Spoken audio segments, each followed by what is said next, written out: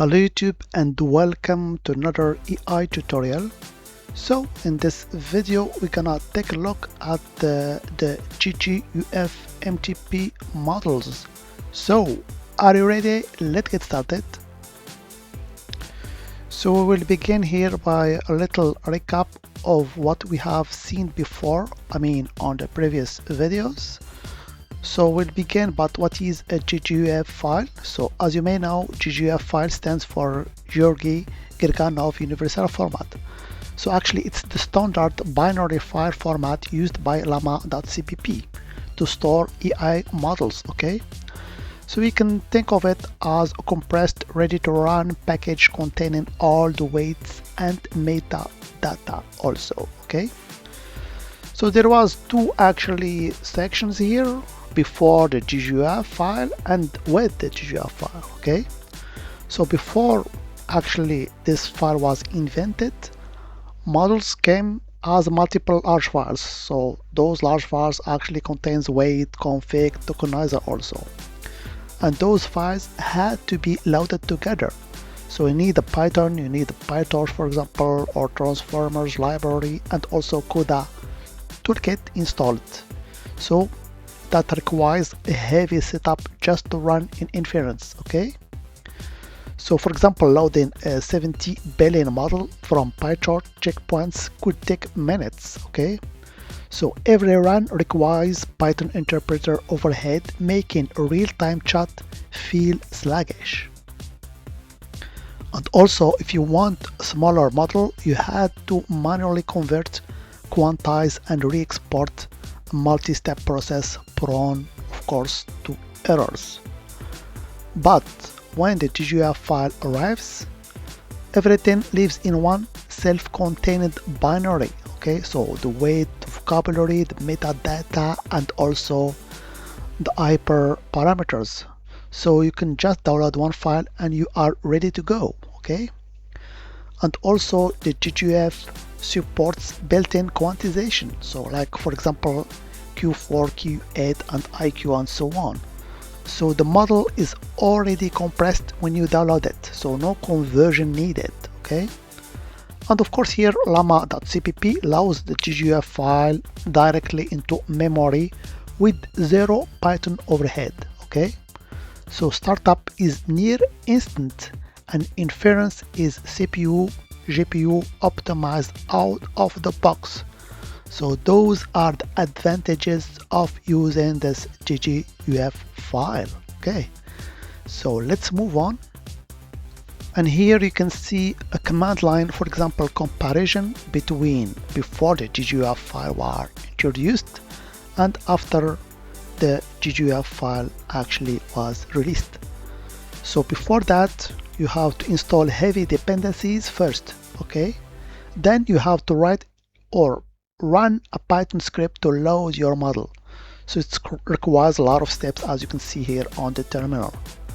But with the GGUF file, you have just one command, no Python needed, and the server is running and ready to serve on your HTTP actually API, okay? So you can see how easy it is to use the GGUF files, okay? And here you can see the architecture overview. So there are three pieces that fit together. So you have your browser, which actually is your HTTP client. You have your llama-server command line, okay, which is our engine, C++ inference engine, and you have your GGUF file. So your browser talks to the llama-server engine, which load the GGUF file or model and stream tokens back. So it's pretty simple architecture here, okay? So now we're gonna talk about MTP, which is our main subject here in this video. So what is MTP? So actually MTP stands for multi-token prediction, okay? So normally a language model predicts one token at a time. So MTP teaches the model to predict multiple future tokens simultaneously, okay, making it faster and also smarter. So for example here, if you give it the prompt, the cat sat on the, So here you can see the standard model generate one token per pass. So it generates first the word mat, then the word and, then the word locked, then the word out, okay? But with MTP, it generates 4 tokens per pass. So all the 4 words or tokens are generated actually at once here. So GGUF MTP model is simply a GGUF file that was trained with multi-token prediction, okay?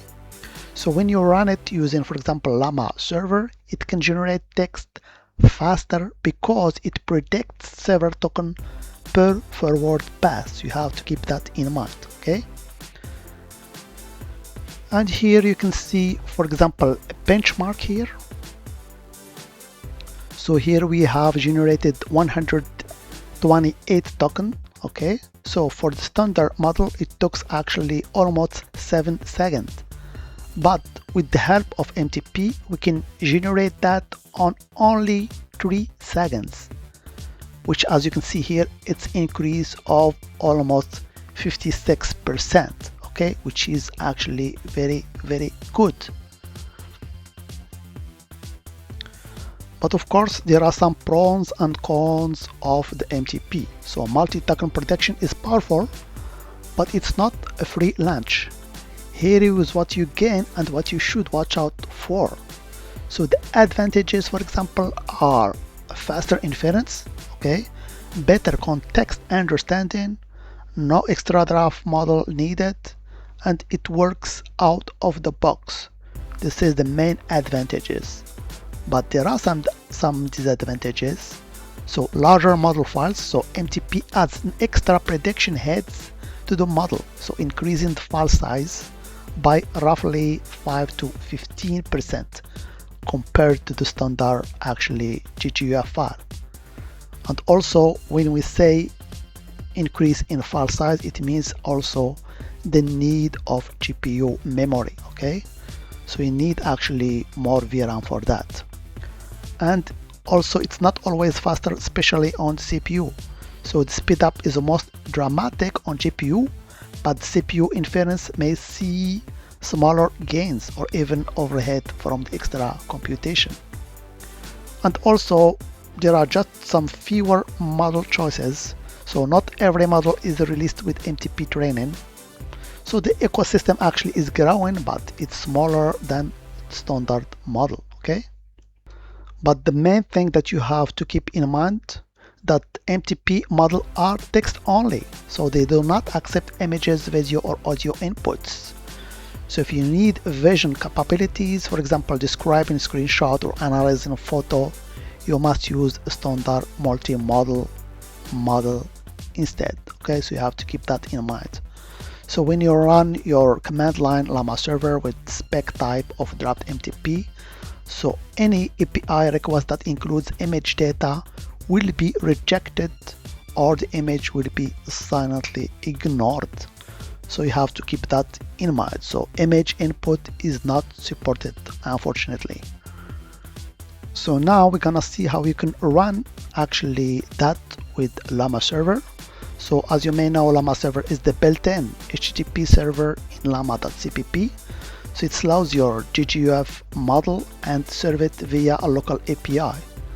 So for the MTP model, you can also enable speculative decoding for even faster generation.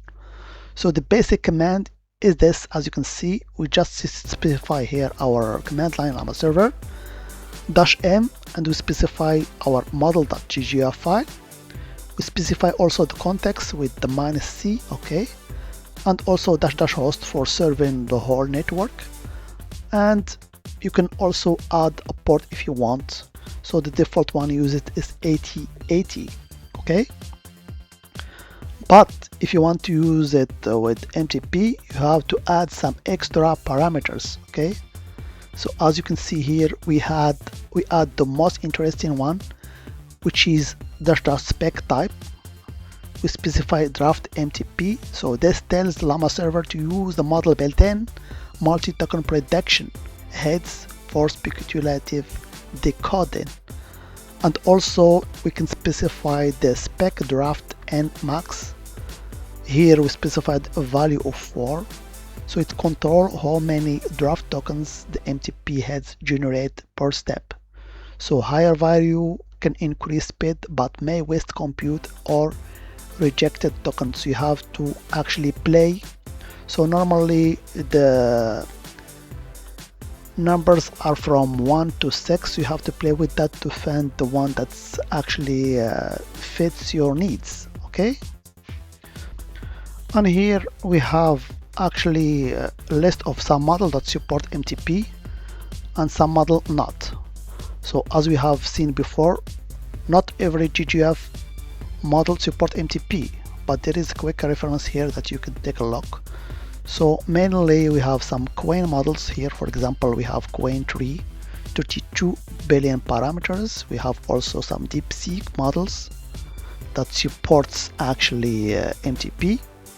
Okay, but on the other hand, we have some other models that not support MTP. For example, llama-3, 70 billion parameter, not support yet actually MTP. We have also Mistral 7B that not support MTP, and also Phi and some Gemma actually models do not support yet MTP, but in the future they will. Okay. So in summary, you have just to keep in mind that GGUF file is a single binary file for llama.cpp. MTP predict multiple tokens at once, which is the main actually advantages here. And of course, we use our llama-server command line in order to load the model, but we have to specify here the parameter, spec type, and also you can specify how many tokens you can generate at once. And of course, you can access that via any HTTP client or via your browser on the default port as you have specified. Okay, so that was just a brief video to show you actually the main concept of MTP and how to use it. So as always, if you found this video helpful, don't forget to share it with your friends and to make a comment or a like. I hope it has been informative for you, and I'd like to thank you for viewing. Bye bye.